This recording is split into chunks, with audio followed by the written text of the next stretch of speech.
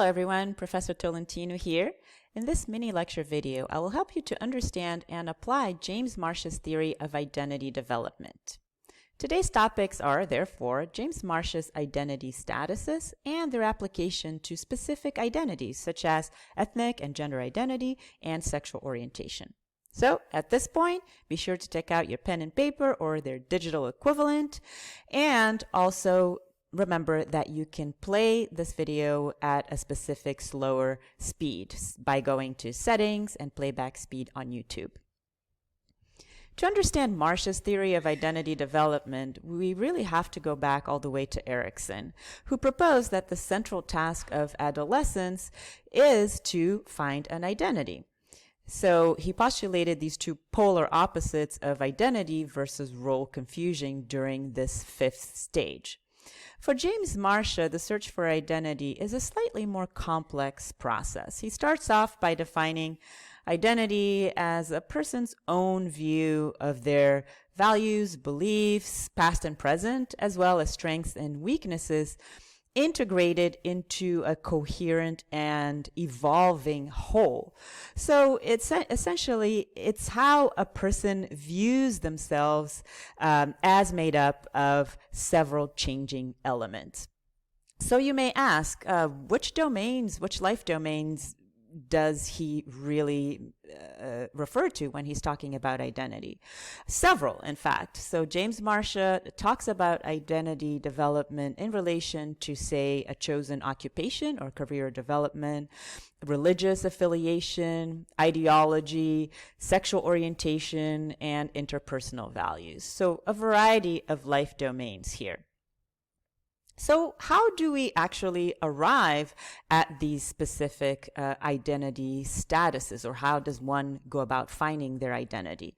According to James Marcia, and unlike Erikson's two polar alternatives, he suggests that there are additional points along this journey of finding one's identity beyond simply having found one or being role confused. So how do we determine those? Well, based on two dimensions, really, that he proposed and which are plotted here on the y-axis, which refers to exploration. Has the person explored meaningful alternatives regarding some identity question? So this exploration axis is also sometimes referred to as crisis. And as we know in psychology, crisis does not necessarily mean a negative thing. In this case, it's simply a search or an exploration.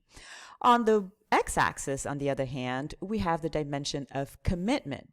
So has the person become fully invested in a choice among meaningful alternatives? So by combining these two dimensions of commitment and exploration, we arrive at four distinct identity statuses that James Marcia proposed, which we will analyze next. The first identity status is identity diffusion. And this particular status is mainly characterized by both a lack of exploration and a lack of commitment. The identity diffused individual may feel lost or overwhelmed by all the possibilities in, say, career, ideology, love, relationships, etc. They may either sample from a variety of options without any firm commitment or really a firm idea of what they entail. For example, this may be the high school student who is feeling overwhelmed or lost regarding the decision to pick a major in college and a future career.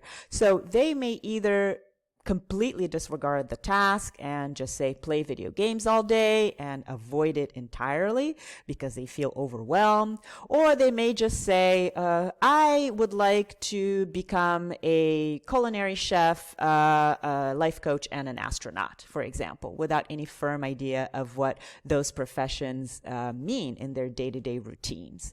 So this is identity diffusion. And it is equivalent to Erikson's role confusion, right? It is not a particularly good spot to be in terms of identity development, although it is one where many adolescents start off at. The next identity status is foreclosure. This status is characterized by, on the one hand, a lack of exploration, and on the other hand, a firm commitment to a specific identity. Foreclosed individuals have essentially conformed to family and societal expectations. And there's a certain rigidity to this status in the sense that there is this firm commitment without having really explored all possibilities. For example, taking our career or occupation example, this may be the student who graduates high school and arrives at college and says, I want to pursue nursing as a major. I've always wanted to be a nurse ever since I was a little boy or a little girl. I come from a family in the healthcare and medical field, and so I have the firm conviction that this is what I want to do for the rest of my life. While the status of foreclosure may seem desirable on the outside, given its firm commitment, it lacks the openness and exploration of other possible and maybe even more meaningful alternatives. So, for example, while this individual believes that they want to become a nurse and will be a great nurse, when they start taking classes in college, like bio or chem or physio, they may find that they dislike this type of field and the work that it entails, and then they're in for a rude awakening, right? So the same could be said of, say, ideology in terms of political orientation. This individual may say, I'm a Democrat or I'm a Republican because their families have always instilled these types of political ideologies since they were little, and that's all they've known without having explored other options. So these individuals, there's evidence that they may set unrealistically high goals for themselves, and they may have a tendency towards authoritarian values as well. On to the next status. Identity moratoriums are in the crisis at this very moment, and yet have either vague commitments or no commitments at all. So these are differentiated from identity diffusions in the sense that they are actively exploring, but have not made a commitment, just like the diffusions, right? So here, these individuals are attempting to formulate an identity in several life domains by seriously and actively searching for potential avenues in their lives. They take into account their specific interests and motivations as well as their strengths and weaknesses in attempting to forge a coherent identity. So, for example, this would be the college student who could have possibly even been in foreclosure before and believed that they wanted to follow a certain path, like become a nurse, but then they start exploring different majors and careers once they get to college. So they may start taking classes in psychology and art and science, other sciences, and they may volunteer at certain organizations or get different jobs that expose them to different fields and different role models, and then they may come to arrive at a different conclusion regarding their specific careers and future professions. So identity moratoriums, it is not uncommon for them to start off as foreclosures, for example, also in religious affiliation. Many of us start off with a given religion that we've always known in our families and communities and cultures.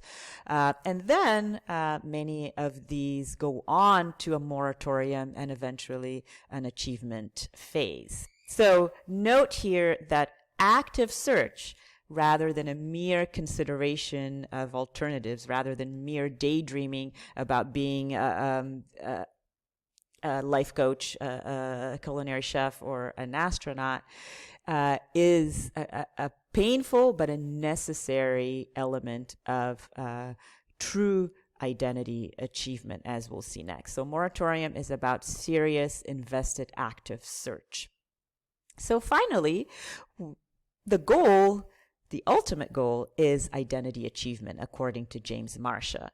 And this particular status combines not only a prior crisis, act of exploration, but also a current firm commitment to a set of values, beliefs, and just a coherent identity made up of all these different life domains, all these changing elements. So it's a dynamic structure, identity, according to Marcia, not a static concept.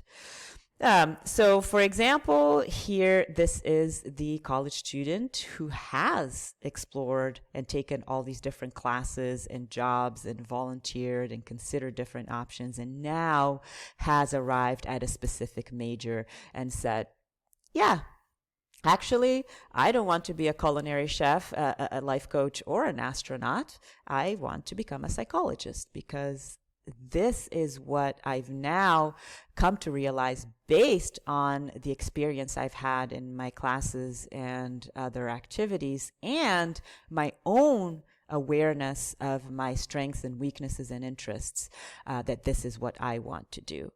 So as we progress from the least desirable status of identity diffusion to foreclosure, to the more positive statuses of moratorium, and eventually the ultimate goal of achievement, there's a parallel increase in self-awareness and self-understanding, which is what identity is all about, right? It's your own view of who you are in all these different facets of life. So identity achievement is obviously the polar opposite of Erikson's role confusion.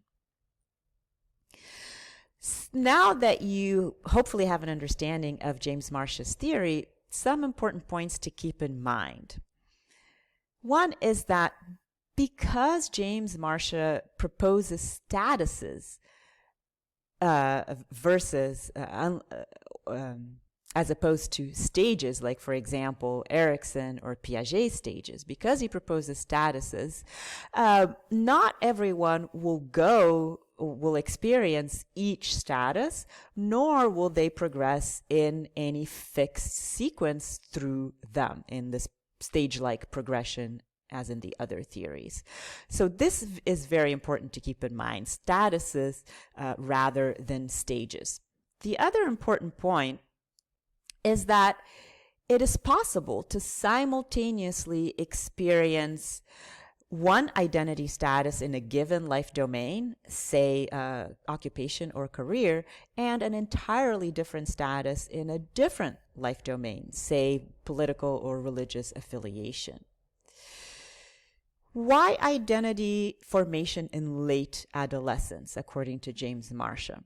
Because, according to him, adolescence is a life stage that brings together all the perfect elements of physical development following puberty, along with brain development, cognitive skills in Piaget's formal operational stage, where you can think hypothetically and imagine possible selves, and social expectations to enable young people to create a bridge between their childhood selves and their possible adult selves. So this confluence of physical, cognitive, and socio-emotional factors is what really gives adolescents this central spot, the central point in identity development.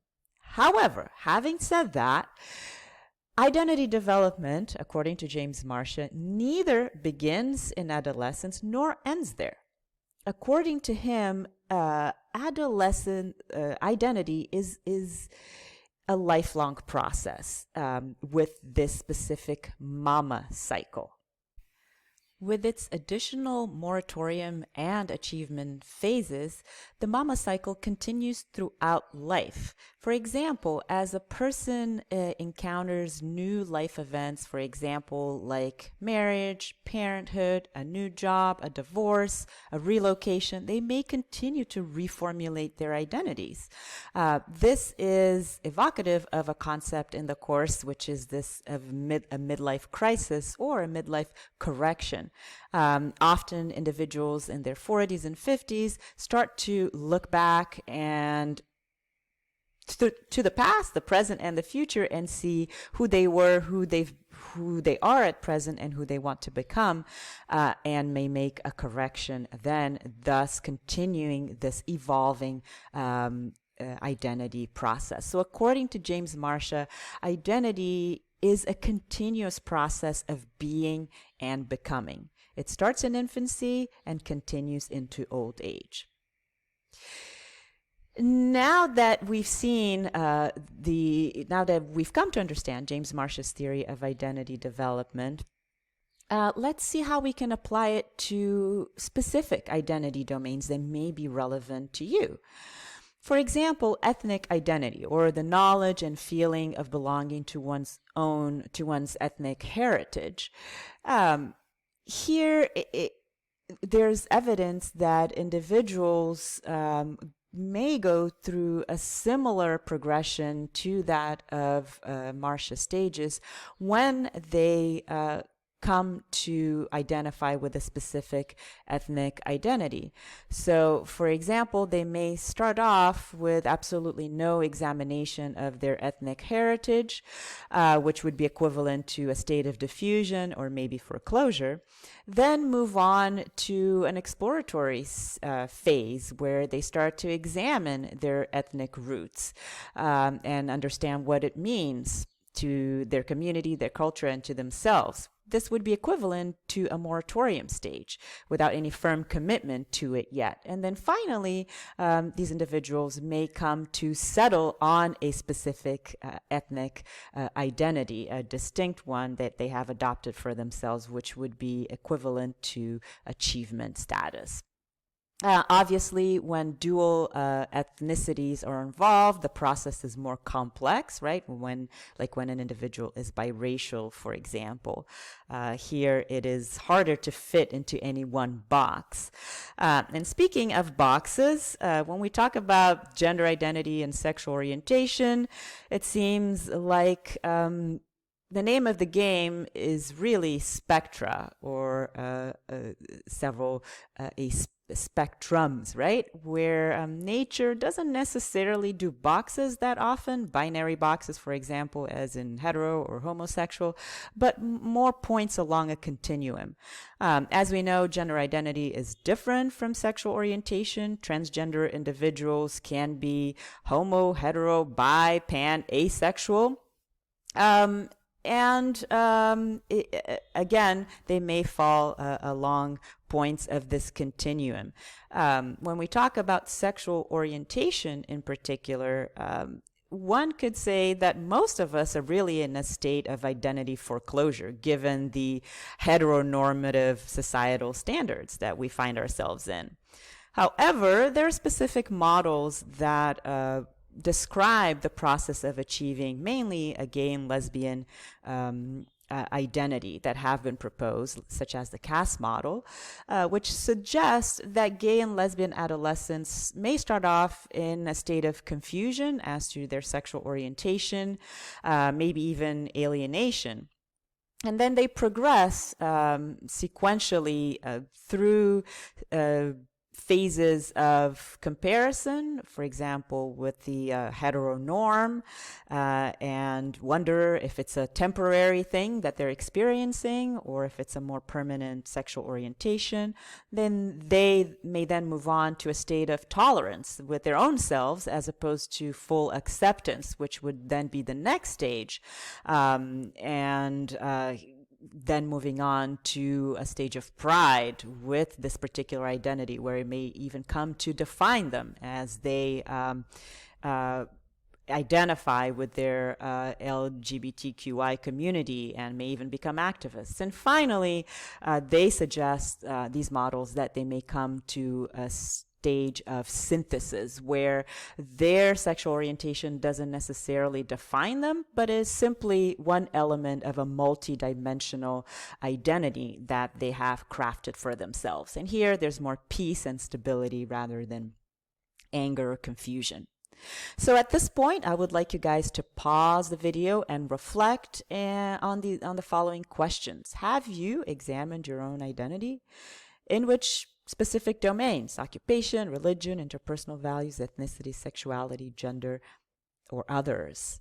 Do you believe that you fit into an identity box? Why or why not?